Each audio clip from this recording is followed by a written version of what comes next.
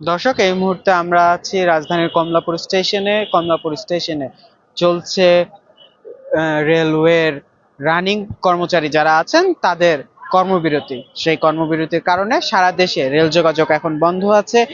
যাত্রীরা যারা জানেন না এই কর্মবিরতির কথা, তারা অনেকেই আসছেন এই স্টেশনে এসে দেখছেন যে ট্রেন চলাচল বন্ধ এবং দেখে ফিরে যাচ্ছেন। যারা ইতিমধ্যে টিকিট কেটে রেখেছেন তারা কিন্তু, তাদের জন্য কিন্তু এই রেলওয়ের পক্ষ থেকে ট্রেনের বদলে বাসের ব্যবস্থা করা হয়েছে। আমরা এই মুহূর্তে দেখছি যে স্টেশন চত্বর, সেই স্টেশনের চত্বরের বাইরেই কিন্তু এখানে সারি সারি বিআরটিসির বাস রাখা আছে। সেই বাসগুলোতে যারা ইতিমধ্যে এর আগে টিকিট কেটে রেখেছেন ট্রেনের, তারা এই বাসগুলোতে চলাচল করছেন। যেমন এখানে আমরা একটা দেখছি ঢাকা ময়মনসিংহ এর রুটের একটি বাস নেত্রকোনার যাবে। এখানে কিন্তু আরো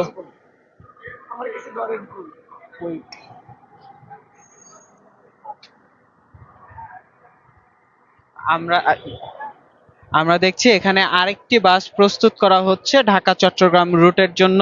যাত্রীদের ভোগান্তি কিন্তু আজকে চরমে। আমরা স্টেশনে ভেতরে কিন্তু দেখেছি যাত্রীরা অপেক্ষা করছেন, অনেকেই যাদের ট্রেন ছাড়া অন্য উপায়ে চলাচল করতে পারেন না অথবা করবেন না, তারা কিন্তু স্টেশনের ভেতরেই অপেক্ষা করছে এবং অন্যরা বিকল্প উপায়ে যাওয়ার চেষ্টা করছে।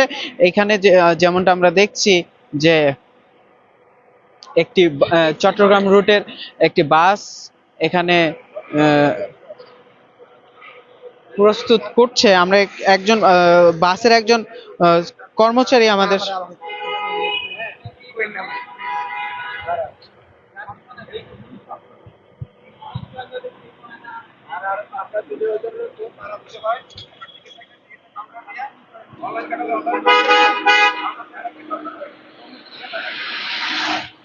এখান থেকে যেই ট্রেনগুলো আজকে ঢাকা থেকে চলে রওনা দেওয়ার কথা, সেই ট্রেনগুলোর যে তিনটি ভিন্ন ভিন্ন যে শ্রেণী আছে, এসি নন এসি, সেই শ্রেণীর বাস যাত্রীদের জন্য ভিন্ন ভিন্ন বাস এখানে প্রস্তুত করা আছে। আমরা দেখছি এখানে বিআরটিসি ডবল ডেকার একটি বাস আছে।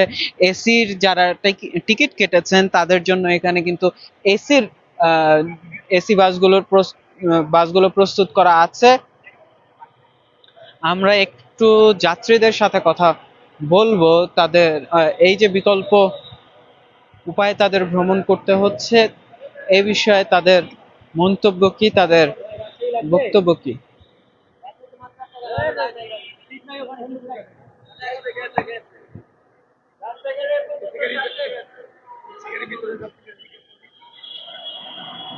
দাঁড়ান, আমার কাজ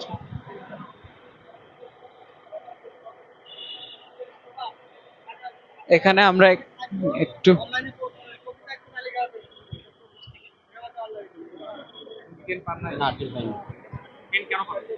ট্রেন পাইনি কারণ বর্তমানে আন্দোলন চলতেছে, অযথা আন্দোলন। এখানে তো সমাধান করা যেত। অন্তর্বর্তীকালীন সরকার তো চেষ্টা করছে অনেক, কিন্তু এরা তো আমাদের হয়রানি করবে যাত্রীদের, এই কারণে এই সমস্যা। আপনি আসার পর আসলে কি দেখেন?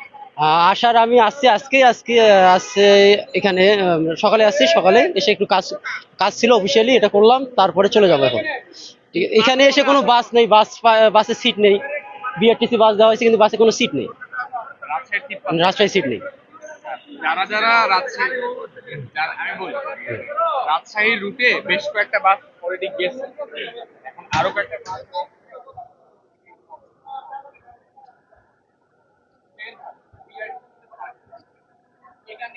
কি মনে হয়, মানে না, ঠিক আছে? হ্যাঁ ঠিক আছে, এটা আমাদের কিছুটা হলেও জনদুর্ভোগ কমবে যাত্রীদের জন্য।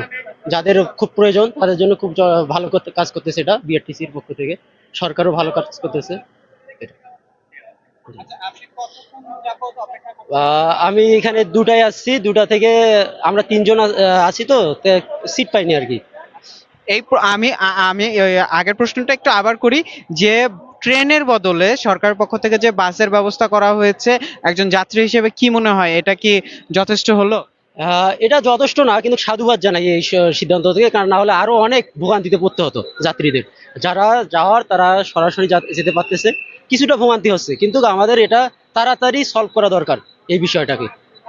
ধন্যবাদ। আমরা একজন যাত্রীর সাথে কথা বলছিলাম, তিনি জানাচ্ছিলেন যে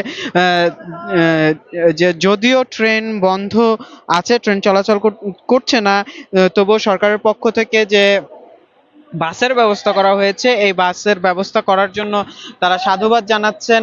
তো এই সাধুবাদ জানাচ্ছেন, এতে কিছুটা হলেও জনদুর্ভোগ কমেছে বলে তাদের যাত্রীদের মন্তব্য। তারা বলছেন আমরা কিন্তু এই যে স্টেশন চত্বর, এই স্টেশন চত্বর একেবারেই ফাঁকা দেখছি, অর্থাৎ অন্যান্য অন্যান্য দিনগুলোতে আমরা এই